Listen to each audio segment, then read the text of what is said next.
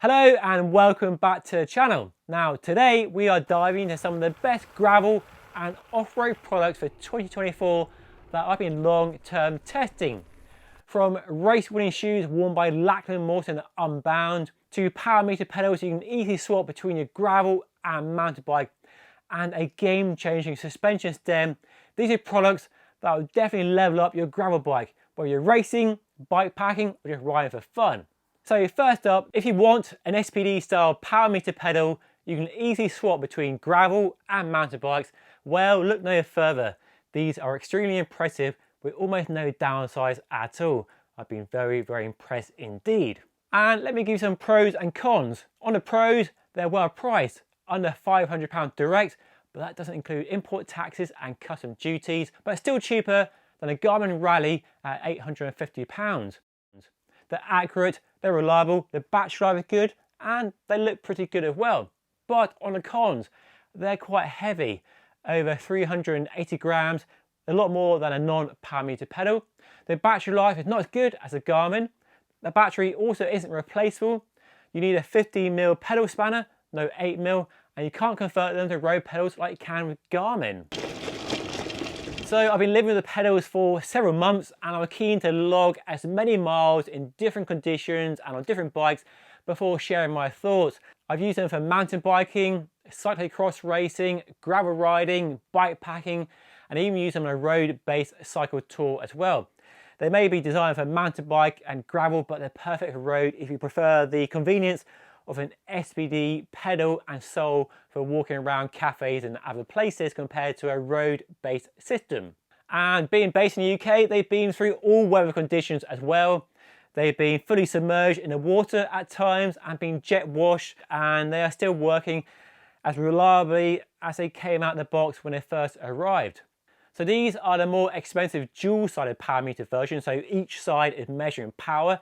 There is a cheaper single-sided version as well, which you can upgrade at a later date to a dual-sided version. The dual-sided version gives you more data if you want to really dig deeper into your performance, and paired with a Garmin, get really useful and cool pedal dynamics like power phase and left-right power balance. However, you don't need that level of detail.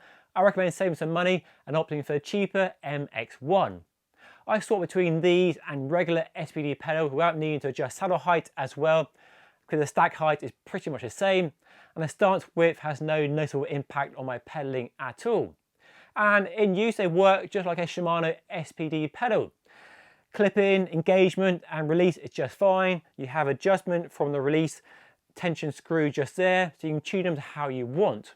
I found them to be robust for off-road use as well, surviving a few crashes and bike drops with no real damage.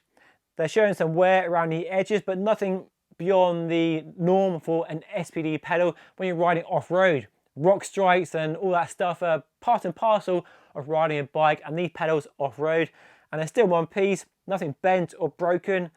So for me, based on 5 months of riding, I have no issue around their durability and ruggedness. And one feature I like is if you do damage the pedal body, it can be replaced as well. Battery life is claimed to be 60 hours, which does align with my experience so far. I charge them every couple of weeks and I haven't run them flat yet.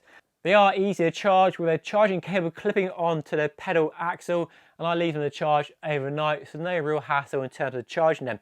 You can't remove the battery and charge it separately, they have to be charged on the pedal. Now let's talk about accuracy and consistency of data. And the Italian company claims these pedals are plus or minus 1% accurate, which is in line with most power systems on the market these days. To see how it compares to another power meter, I put them on a bike with a Quark dual-sided crank power meter, a Canyon Grail, during an 85km ride off-road, and both track very closely together with no issues, as you can see from the screenshots on screen right now. This gives me the confidence that the pedals are accurate and consistent, at least compared to another power meter, which is key for training and racing. Now, while knowing your power output is great, the company's app on a smartphone unlocks additional pedaling dynamics, though you do need the app running to see the data from the pedals. Fortunately, the brand new Garmin Edge 1050, which I've been testing, review coming soon, also displays this information, which is fascinating to look at when you're riding along. Because a standout feature of a pedal-based power meter compared to crank-based is that it provides insights like power center offset, helping you to fine-tune your cleat position by showing how far from the center of the pedal your power is produced. So a really interesting way to see how your shoes are set up with the cleats on the pedal. It also shows where in the pedal stroke you exert the most power, offering plenty of data for those who want to really geek out on their pedaling style and really fine-tune and finesse their pedaling to get better efficiency and better performance, which the Power Meter pedals offer. Overall then, these pedals have really impressed me in the time I've been using them. They connect easily to any bike computer, Garmin, Wahoo, and the data is always consistent in my experience. So the biggest rival is perhaps the growing number of bikes that are now shipping with crank-based power meters, especially SRAM bikes. SRAM has been really aggressive in equipping its bikes from red down to force and even rival with power meters or power meter ready bikes. So making the case for an aftermarket power meter like these hard to make if you have a SRAM group set. But if your bike doesn't have a power meter or isn't power ready, and you have a fleet of bikes like I do and most of you do, I think these are a better option. I'm also excited to see how the company can apply this new podless technology to the road pedals, because they look really cool, they look really sleek, they work really well. So we can get a road version of these. I can't wait to see that very, very soon indeed. So very impressive pedals. The market for a gravel mountain bike power meter pedal is pretty small compared to road pedal power meters. But if you want an off-road solution, and lots of you doing lots of riding off-road, and we'll take that training from indoor smart training to outdoors to align your performance and training and all that data and keep the data consistent, then these are a good option. So yeah, been very, very impressed. I've not done anything on these since now because I want to really long-term test them, make sure any issues that might happen would hopefully have happened by now. But so far, there's not really much to write home about in the negatives with these. They just work really well, which is what you want from a product these days. The Redshift suspension stem here has been a surprising hit with gravel cyclists for the last few years, for good reason. More comfort with no real downsides other than price and weight. But there is a new player in town, the brand new USE Vybe stem here. I've been testing this brand new stem from a UK company for the last few weeks, and based on a 3-day intense bikepacking trip in awful conditions recently, my takeaway is that, like the Redshift, it offers more comfort even when you have big tyres at low pressures on your gravel bike. But this new stem has one, or actually two, massive benefits over the Redshift.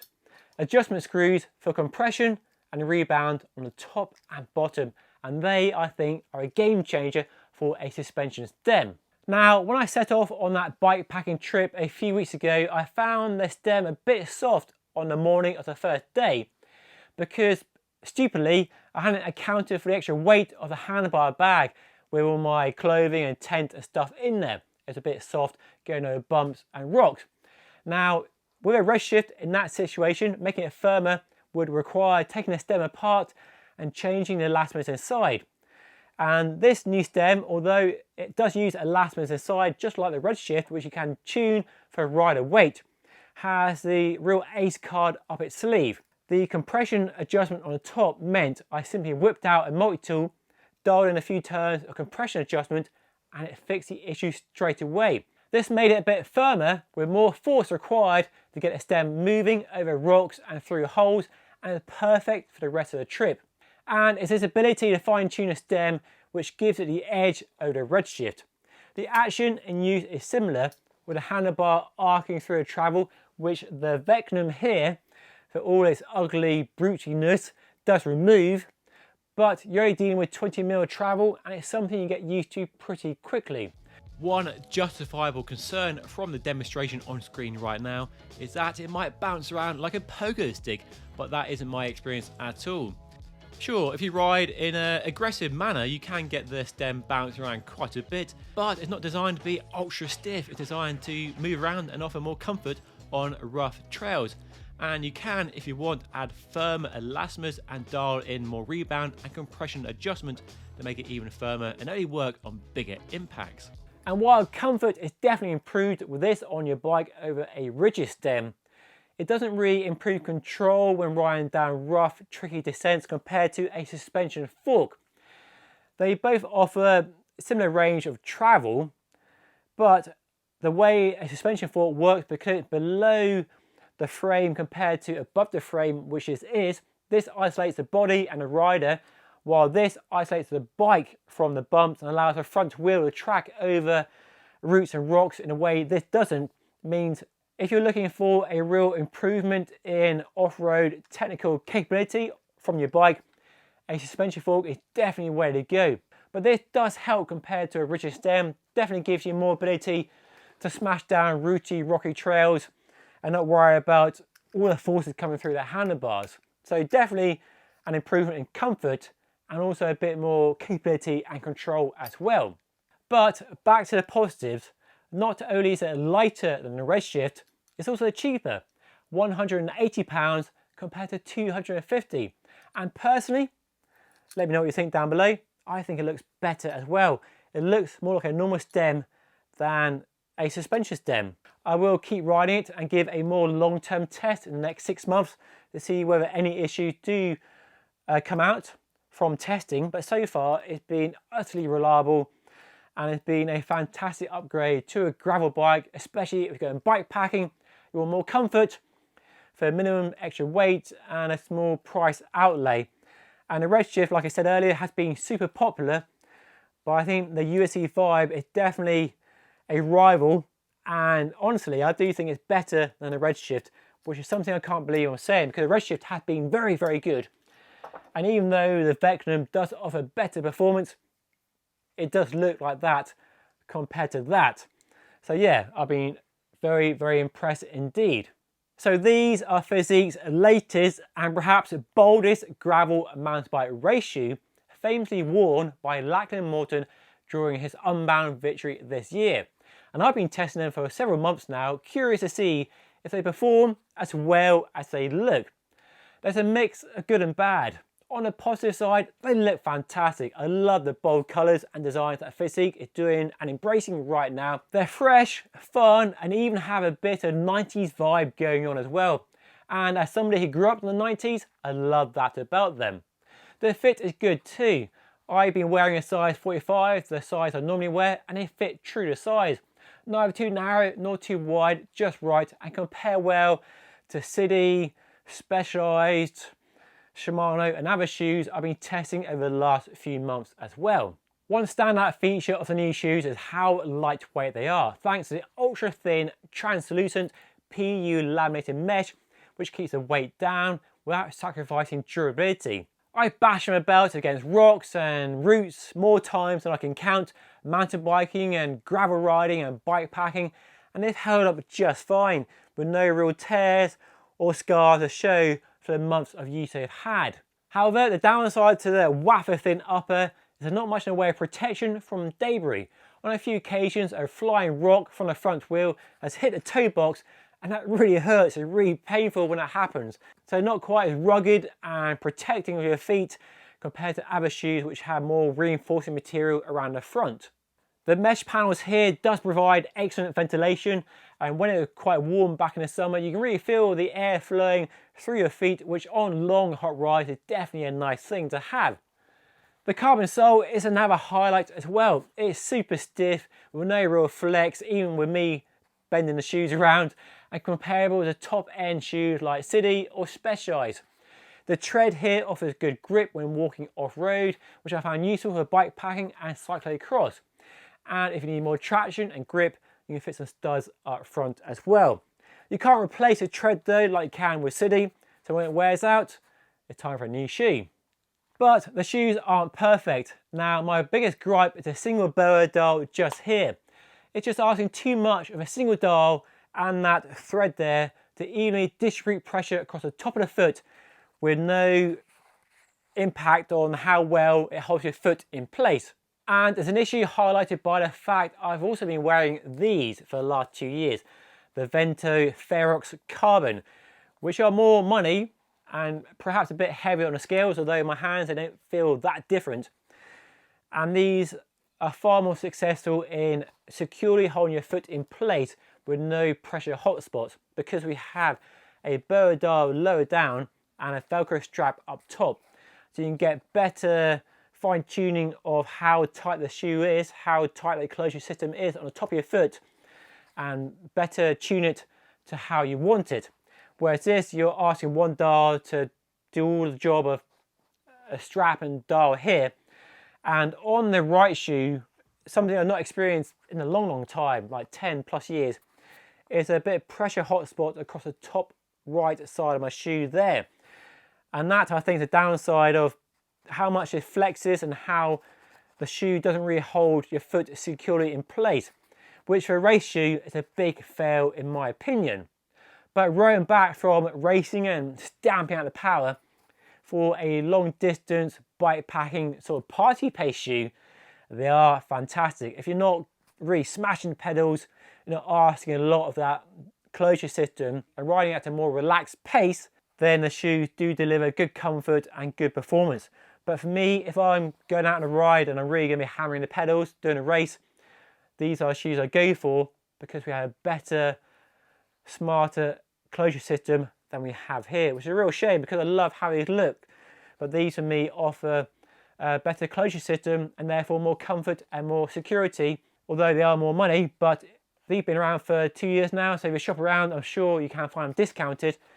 But sadly, they don't look as cool as these do look. Now, I should stress, you might just find the closure system fine with your shoes and not have any pressure hotspots at all. We are all different, and that's why testing shoes is so difficult, because we are all different when it comes to fit, that stiffness, the efficiency of the closure system makes it very difficult to know whether it worked for you or not work for you based on my experience. But based on my experience with other shoes, I would say the burr dial, the one burr dial, is a limitation of the performance aspiration of these shoes. If these reviews aren't enough for you, then here are some more to watch in the video linked up right here. And of course, don't forget to subscribe by hitting the button right here.